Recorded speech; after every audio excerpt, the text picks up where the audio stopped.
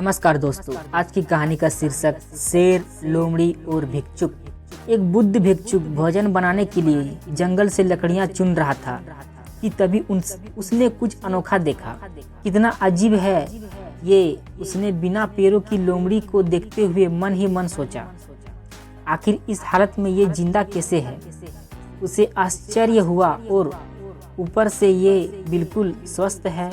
वह अपने ख्यालों में खोया हुआ था कि अचानक चारों तरफ अफरा तफरी मचने लगी। जंगल का राजा शेर उस तरफ आ रहा था। भिक्षुक भी तेजी दिखाते हुए एक ऊंचे पेड़ पर चढ़ गया और वहीं से सब कुछ देखने लगा। शेर ने एक हिरण का शिकार किया था और उसे अपने जबड़े में दबाकर लोमड़ी की तरफ बढ़ रहा था, पर उसने लोमड़ी पर हमला नहीं किया, बल्कि उसे भी खाने के लिए मांस के कुछ टुकड़े डाल दिए। ये तो घोर आश्चर्य है। शेर लोमड़ी को मारने की बजाय उसे भोजन दे रहा है। भिक्षुक बुदबुदाया। उसे अपनी आंखों पर भरोसा नहीं हो रहा था। इसलिए वह अगले दिन फिर वहीं आया और छिपकर शेर का इंतजार करने लगा। आज भी वैसा ही हुआ। शेर ने अपने शिकार का कुछ हिस्सा लोमड़ी के सामने डाल दिया। यह भगवान के होने का प्रमाण है, भिक्षुक ने अपने आप से कहा। वह जिसे पैदा करता है उसकी रोटी का भी इंतजाम कर देता है।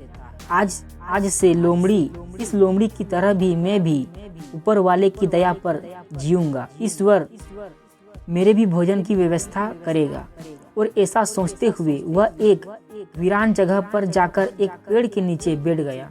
पहला दिन बीता पर कोई वहां नहीं आया। दूसरे दिन भी कुछ लोग उधर से गुजर गए, पर भिक्षुक की तरफ किसी ने ध्यान नहीं दिया। इधर बिना कुछ खाए पिए वह कमजोर होता जा रहा था। इसी तरह कुछ और दिन बीत गए।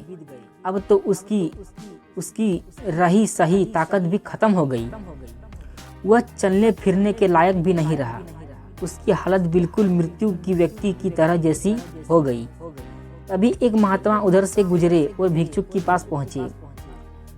उसने अपनी सारी कहानी महात्मा जी को सुनाई और बोला, अब आप ही बताइए कि भगवान इतना निर्दयी कैसे हो सकते हैं? क्या किसी व्यक्ति को इस हालत में पहुंचाना पाप नहीं है? बिल्कुल सही, महात्मा जी ने कहा, लेकिन तुम इतना मूर्ख कैसे हो सकते हो? तुम ये क्यों नहीं समझते कि भगवान तुम्हें उसे शेर की तरह बनते देखना चाहते हैं, लोमड़ी की तरह नहीं। दोस्तों, हमारे जीवन में भी ऐसा कई बार होता है कि हमें चीजें जिस तरह समझनी चाहिए उसके विपरीत समझ लेते हैं। ईश्वर ने हम सभी के अंदर कुछ न कुछ ऐसी शक्तियां दी है जो हमें महान बना सकती है। जरूरत है कि हम उन्हें पहचाने। उस भिक्षुक का सौभाग्य था कि उसे उसकी गलती का एहसास कराने के लिए महात्मा जी मिल गए, पर हमें खुद भी चौकन्ना रहना चाहिए कि कहीं हम शेर की जगह लोमड़ी तो नहीं बन रहे हैं। धन्यवाद।